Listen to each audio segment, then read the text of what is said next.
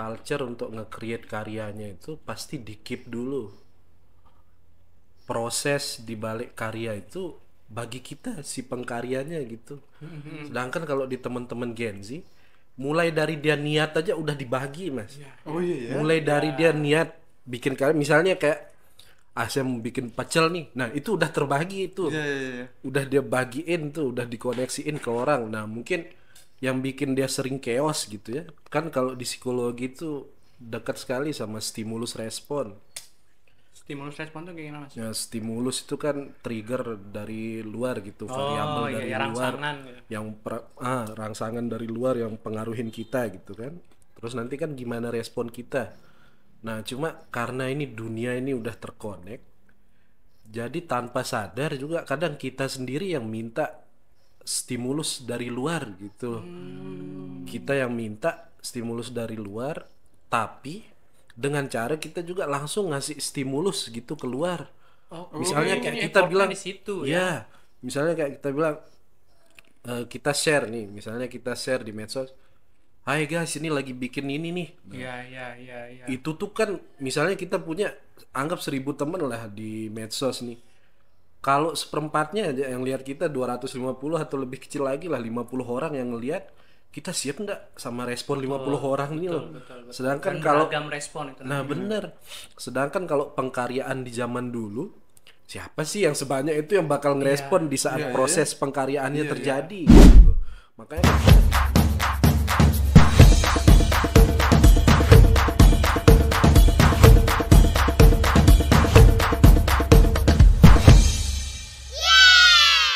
Oke teman-teman semuanya, selamat datang lagi di video kita. Dan kali ini kita ditemenin oleh Pecel Dedi. Jadi promosi. Tapi memang ini Pecel Legend sih. Sahabat terbaik. Iya. Ya. Sahabat Ada yang lebih terbaik sih dari ini. Oh. Dan mereka adalah ada Mas Ais dan ada Angga. Oke. Perbandingannya pecel. Soalnya kalau saya kesini, nggak udah makan apa belum? Biar tak beliin pecel ya. Bener. Kan Paling sahabat simpel terbaik. nih, paling simpel. Dan mudah-mudahan nggak bosan sih kamu nggak. Oke teman-teman, jadi hari ini kita mau ngobrol santai. Dan kalau kalian yang sudah tahu ya, anak buahnya Mas Ais ya, pasti banyak yang nonton. anak buah Ya mereka sudah pasti udah nebak ya kita bakal ngobrolin apa. pecel. Ngobrolin pecel. Dan apa ya, kita akan ngobrol santai tentang hal-hal yang sedang hangat lah ya di entah di sosial media atau di kehidupan kita sehari-hari yang berhubungan dengan apa ya Mas, psikologi ya disebutnya ya, atau mental issue. Iya, nyerempet. Ya kita kan nyerempet ke situ lah ya, Nyerempet. Karena sambil ya. karena lanjut makan sambil makan ya, karena saya merasa bahwa ini adalah kegelisahan kita bersama. Kayak sekarang nih kita ngelihat anak-anak ya, anak-anak remaja atau umur-umur usia krisis lah ya, umur-umur 20 tahun yang saya kenal nih, beberapa orang yang saya tahu dan nggak satu dua Mas. Ketika saya buka Instagramnya hari ini full, galerinya bagus. Besoknya udah hilang lagi galerinya. Kayak lagi labil gitu. Kosong, tiba-tiba kosong tapi story-nya aktif gitu. Nah, sering sekali saya ngeliat ini dan saya berpikir pasti ada sesuatu kan, ada triggernya sesuatu, dan nggak mungkin itu ada apa namanya hal yang ke satu dua orang. Nah, yang saya maksud itu di dalam dirinya dia itu loh Mas, pasti ada sesuatu yang sedang terjadi gitu, ada perang batin atau apa segala macam gitu loh Mas. Dan juga nanti kita akan ngebahas, kita akan nanya-nanya ke Mas Ais, Angga juga nanti mungkin punya pertanyaan ke Mas Ais, kita ngobrol-ngobrol. Masih juga boleh nanya ke Angga, nggak usah ke saya. Saya nanya doang tentang apa ya, bagaimana hal-hal yang terjadi dalam diri kita itu bisa mempengaruhi hidup kita sehari-hari gitu. Kayak misalnya mood kita hari itu bisa mempengaruhi fisik kita mungkin pada hari itu gitu, atau lain-lain lah nanti. Gimana Mas? Yoi. Oke. Ini pedas sekali Mas Haji. Pedas ya? Tumben ya, biasanya nggak pedas nih. Nah, tapi kalau ada Biar lebih ke trigger Mas ngomongnya. iya. Karena belakangan tuh lebih peka sama pedes. Oh, faktor U, Mas. Pedes kayaknya ya. Dulu Mas saya setelah golongan darahnya apa, Mas? B ya. Oh, bener. Ngaruh ke ini. Ngaruh, Mas. Tapi U sih biasanya yang paling cepat ngaruh. Ngaruh ke apa? Ke makanan Kalau gitu. O itu biasanya penyakitnya tuh bersumbernya dari perut. Hmm. Dan dari perut tuh biasanya dari pikiran. Ya ya. Iya, O itu begitu. O itu suka overthinking ya. Namanya O ya. Saja, Overthinking. O. Oh, Ya begitulah. Nah, Mas. Kita kan Mas kan udah ini ya, apa namanya? Dosen ya, Mas ya? Hah? Dosen ya? anu tukang Ya. bacot. Ya, maksudnya intinya Mas saya tuh banyak banyak bergaul atau banyak berinteraksi dengan anak-anak inilah ya. Syukurnya Anak-anak baru banyak gede. banyak bergaul di Ya. lingkungan akademis. Anak-anak akademis dan ya bisa dibilang yang usianya masih Masih cute. masih cute lah ya, masih di bawah usia krisis, bahkan yang baru memasuki usia krisis gitu. Dimana di situ pasti Mas Ais banyak melihat tingkah pola mereka segala macam gitu. Nah, seperti apa Mas Ais melihat anak-anak sekarang nih, entah di sekitar Mas Ais atau secara umum di sosial media mungkin kayak Gen Z lah gitu ya, kita rangkum gitu ya, kayak Gen Z tuh kayak Gen Z. apa yang membedakan tuh Gen Z sama milenial gitu, Mas? Enggak menjawab. Beda apanya? Beda. Kelakuannya gitu ya.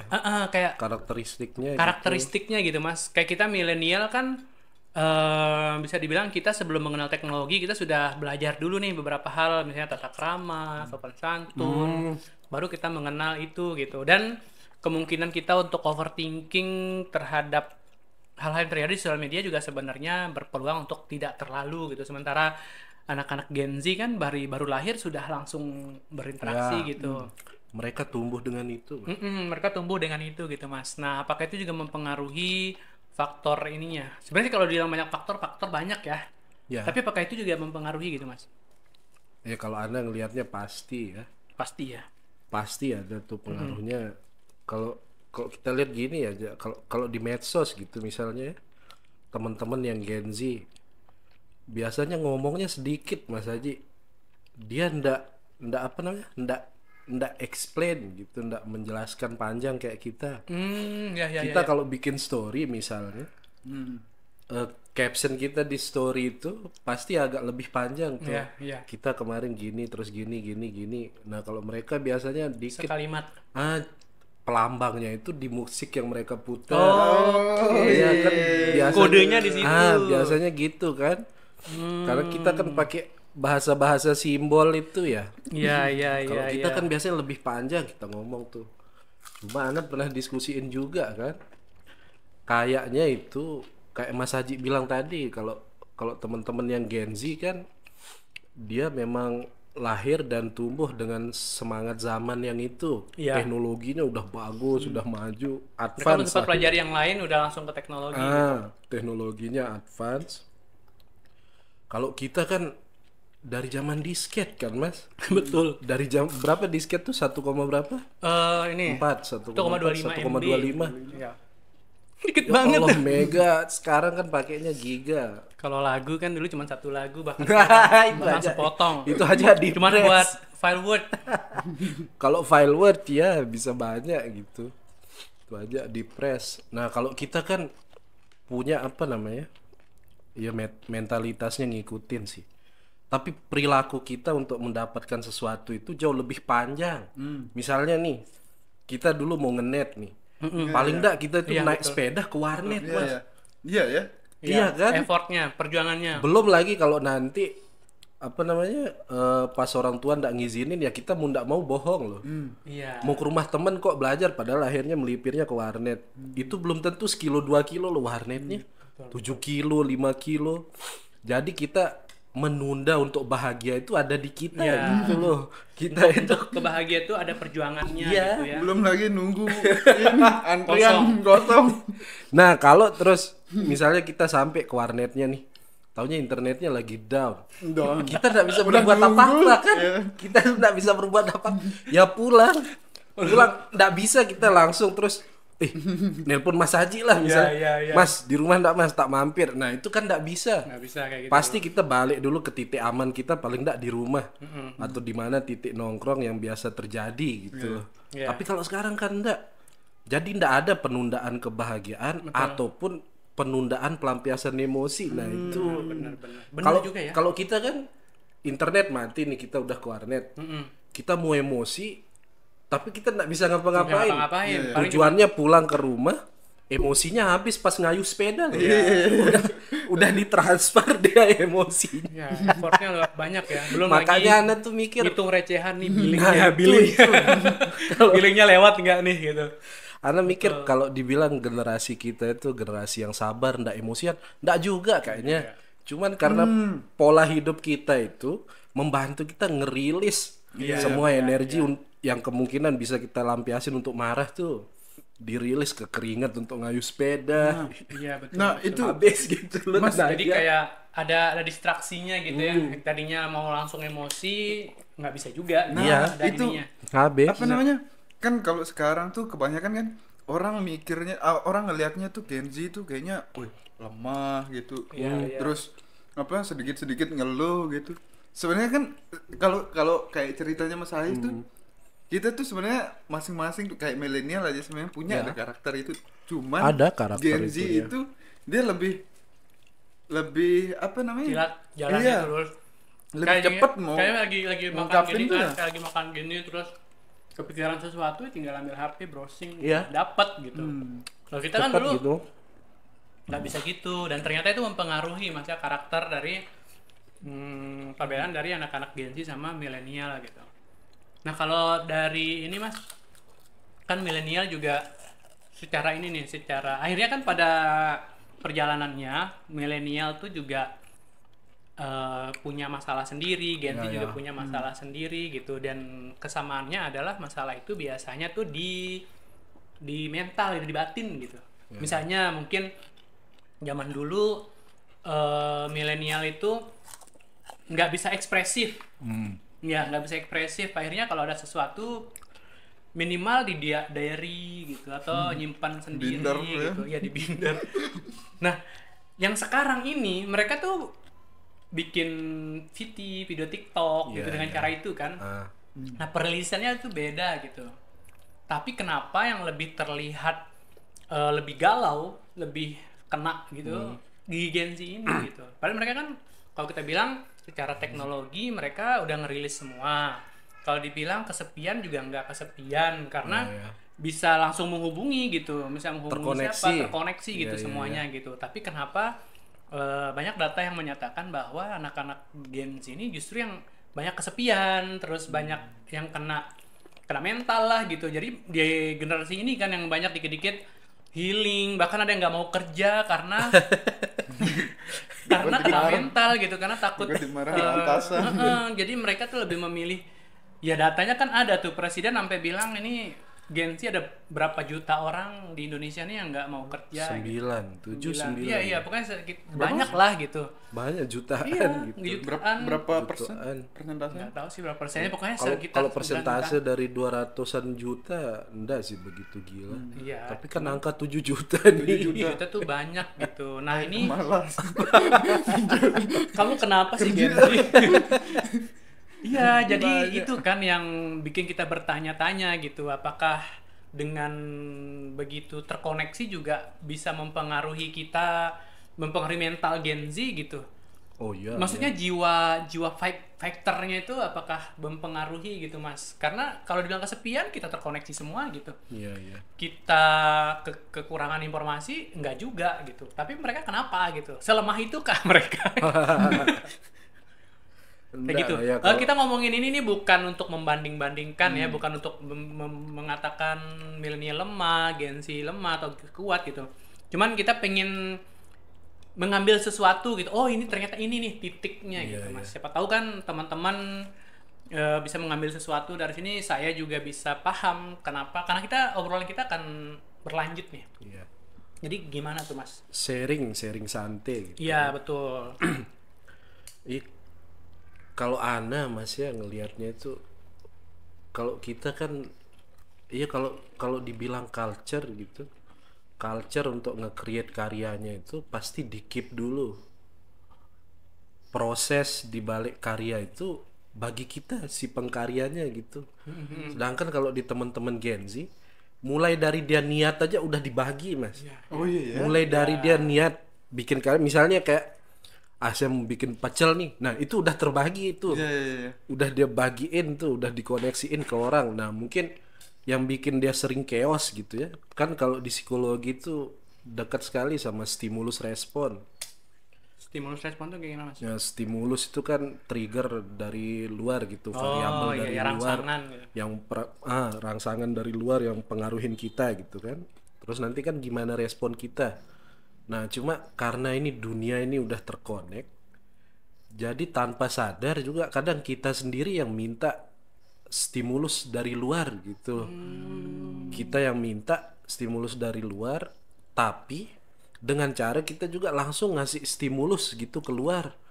Misalnya kayak ini kita effortnya bilang di situ ya, misalnya kayak kita bilang kita share nih, misalnya kita share di medsos, hai guys ini lagi bikin ini nih. Iya, iya. Itu tuh kan misalnya kita punya anggap 1.000 temen lah di medsos nih. Kalau seperempatnya aja yang lihat kita 250 atau lebih kecil lagi lah 50 orang yang ngelihat, kita siap nggak sama respon 50 orang ini loh. Betul. Sedangkan Dan kalau beragam respon itu. nah bener, sedangkan kalau pengkaryaan di zaman dulu, siapa sih yang sebanyak itu yang bakal ngerespon di saat proses pengkaryaannya terjadi gitu loh. Makanya kan kita dihantam respon tuh, padahal stimulusnya satu. Kita yang lempar stimulus ke halayak rame gitu, kita yang lempar.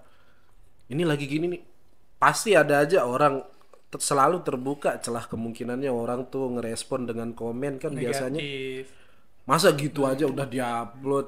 Nah, Belum juga 1% mulai. Nah itu tuh bisa ngeganggu loh itu. mematahkan ini dan sudah mengganggu mental itu. Padahal itu kan kita sendiri yang putuskan Iya, kan. betul, Kita kasih orang stimulus, tapi kita lupa kalau mereka juga berhak ngerespon gitu loh. Sedangkan nanti respon dari mereka itu jadi stimulus untuk kita kan. Oh iya. Gimana kita ngerespon komen yang hate kayak tadi itu misalnya. Iya. Kan nggak mungkin kita dapat vibrasi positif terus nih. Iya benar. Cuman kitanya siap nggak? Siap enggak gitu. Orang kayak kita pulang ke rumah aja kayak dulu nih. Ya Allah, nilai ujian 5 gitu. Kan maksimalnya 10 misalnya, 5 atau 3. Pasti kita mikir di rumah. Berhitung kita kan. Wah, ada bapak, mama. Belum diketawain adik. Nah, kok di medsos kita berani yang jumlahnya berkali-kali lipat dari rumah kita gitu loh. Nah, dia nggak jalan itu kita. Dari situ aja kan. Makanya kalau dibilang nggak boleh terlalu mengkotak-kotakkan milenial Gen Z gitu. nggak boleh terlalu dikotak-kotakkan. Bukan masalah kotak-kotak, ini memang perlu ada pengenalan karakteristik utama gitu loh. Biar kita tahu jembatannya di mana gitu. Karena dia terbiasa menampilkan dirinya di hadapan mata yang banyak. Dia Jadi medianya kalau ada jadi kalau 3 orang 5 orang di rumahnya, ya dia santai aja juga tampilin kayak tadi itu gitu. Cuma 5 orang yang view story saya sampai ribuan loh.